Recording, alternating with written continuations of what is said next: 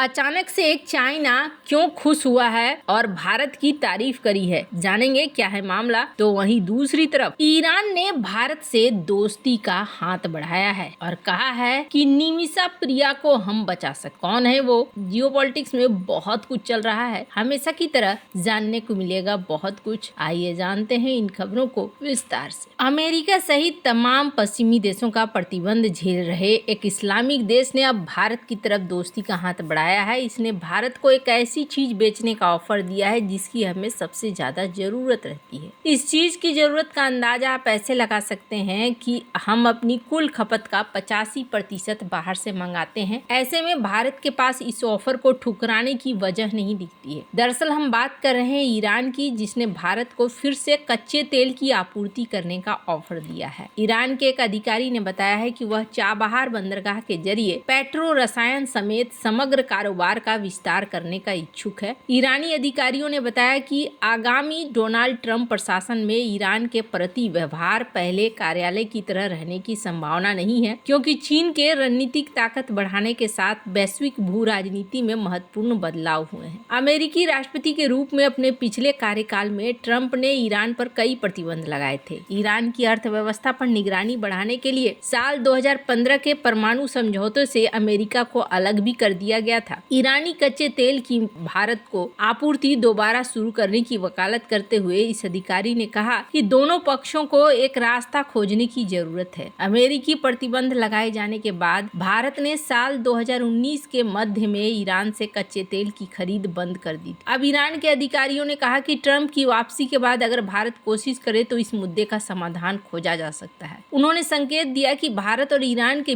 बीच इस बारे में चर्चा हो रही है। ऐसे में संभावना है कि आने वाले समय में भारत एक बार फिर ईरान से कम कीमत पर कच्चे तेल की खरीद करना शुरू कर दे। ईरानी अधिकारियों ने कहा कि जैसे रूस पर अमेरिका सहित तमाम पश्चिमी देशों के प्रतिबंध के बावजूद भारत लगातार कच्चे तेल खरीद रहा है, उसी तरह का जिगरा हमारे साथ भी दिखाना होगा। रूस और ईरान के खिलाफ प्रतिबंधों की परिस्थितियां अलग अलग हैं। हम भारत के लिए कोई मुश्किल नहीं चाहते हैं, लेकिन थोड़ी कोशिश के साथ हमारा कारोबार एक बार फिर से बहाल हो सकता है। ईरानी अधिकारी ने कहा कि चाबहार बंदरगाह के विकास ने भारत और ईरान के लिए व्यापार और आर्थिक जुड़ाव का बढ़ावा देने का महत्वपूर्ण अवसर दिया है। हालांकि एक और चीज देखने को मिल रहा है और वो देखने को मिल रहा है कि निमिषा प्रिया के डेथ सेंटेंस जो यमन में दिया गया है उसको लेकर ईरान सामने आया है और ईरान ने कहा है कि हम आपकी मदद कर सकते हैं। निमिषा प्रिया का क्या केस है? तो यहाँ पर यमन में इनको सजाए मौत मिली है। मिलने के पीछे कारण क्या है? कारण ये है कि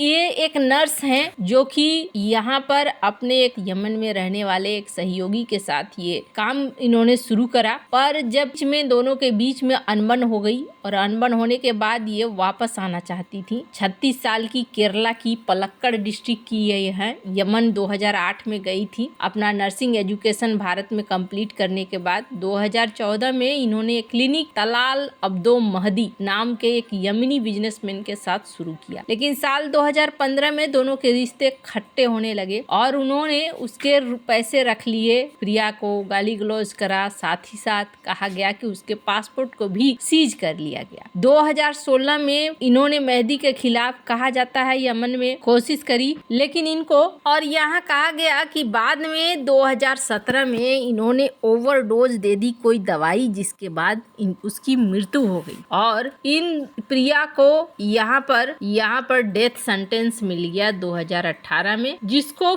भेजा गया था राष्ट्रपति के पास। लेकिन यहाँ पर राष्ट्रपति ने भी इनको ब्लड मनी वगैरह, यहाँ पर एक चीज है ब्लड मनी पैसे लेने के बाद अगर चीजों को रफा दफा किया जा सके तो उस मामले में भी इनको मदद मिल सकती थी, पर ये मामला भी अटक कर रह गया है। अब ईरान ने कहा है कि इस मामले में हम आपकी मदद कर सकते हैं और हम करने की कोशिश करेंगे। खैर, जहाँ एक तरफ ये सब कुछ देखा जा रहा है, वहीं दूसरी तरफ कम्युनिस्ट देश चीन के राजदूत जू फेईहोंग ने भारत की जमकर तारीफ की है। उन्होंने social media platform global times का ग्राफिक शेयर कर लिखा है कि ऑफशोर बिजनेस सर्विसेज के लिए चीन और भारत दुनिया के शीर्ष गंतव्यों में शामिल हो गए हैं। इस ग्राफिक में ऑफशोर बिजनेस सर्विसेज में अव्वल 10 देशों की सूची का उल्लेख किया गया है। इसमें भारत को ग्लोबल सर्विसेज लोकेशन इंडेक्स में 6.91 के स्कोर के साथ शीर्ष पर दिखाया गया है। 6.67 के स्कोर के साथ दूसरे स्थान पर चाइना है। ग्लोबल सर्विसेज लोकेशन इंडेक्स को हर साल जारी किया जाता है। इसमें बताया जाता है कि दुनिया के कौन से देश ऑफशोर बिजनेस सर्विसेज के लिए दुनिया की पसंदीदा है। इसके लिए शीर्ष देशों का चयन करते समय बदलती बाजार मांगों, शिक्षा प्रणाली, श्रम बाजार की स्थितियां, आवर्जन नीतियों और सरकारी समर्थन और डिजिटल बुनियादी ढांचे जैसे कारकों का विश्लेषण किया जाता है। इन सभी मापदंडों पर परखने के बाद ही शीर्ष देश की सूची तैयार की जाती है। साधारण शब्दों में कहें तो किसी दूसरे देश के बिजनेस को कहीं और बैठकर अंजाम देना ही ऑफशोर बिजनेस सर्विसेज है। जब कोई व्यवसाय किसी दूसरे देश में किसी तीसरे पक्ष को विशिष्ट कार्य या सेवाएं करने के लिए नियुक्त किया जाता है तो उसे ऑफशोर बिजनेस सर्विसेज कहा जाता है। इससे व्यवसायों को लागत कम करने, विशेष कौशल तक पहुंचने और उत्पादकता बढ़ाने में मदद मिल सकती है। अक्सर विकसित देशों की बड़ी कंपनियां विकासशील देशों में अपने मैन्युफैक्चरिंग प्लांट स्थापित करती हैं। ऑफशोर बिजनेस सर्विसेज के बहुत लाभ हैं। इससे कंपनियों को काम करने में लचीलापन मिलता है। अक्सर मल्टीनेशनल कंपनियां ऑफशोर बिजनेस मॉडल को अपनाती हैं। इससे किसी विशेष देश में पैदा हुए हालातों से कंपनी के ऊपर कोई बड़ा असर नहीं हो। कंपनी को अपनी जरूरत के हिसाब से काम करने की सहूलियत मिल जाती है। इसके अलावा कंपनियों को कुशल कर्मियों तक पहुंच मिल जाती है जो कम वेतन पर कंपनी को ज्यादा मुनाफा प्रदान करते हैं। अब यहाँ देखने को मिल रहा है भारत नंबर 1 पर है, नंबर 2 पे चाइना है, नंबर 3 पे मलेशिया है, 4 पे ब्राजील, 5 पे यूके, 6 पे इंडोनेशिया, 7 पे वियतनाम, 8 पे अमेरिका, 9 पे थाईलैंड और 10 पे है मैक्सिको। कमाल की बात यह है कि ये शेयर कौन कर रहे हैं? चाइना के राजदूत। चाइना भारत के साथ संबंधों को अब अच्छा करना चाहता है और दोनों साथ बनकर चलना चाहते हैं, पर सवाल ये उठता है कि ये चीजें कितने दिनों तक इस तरीके से चलेंगी? क्या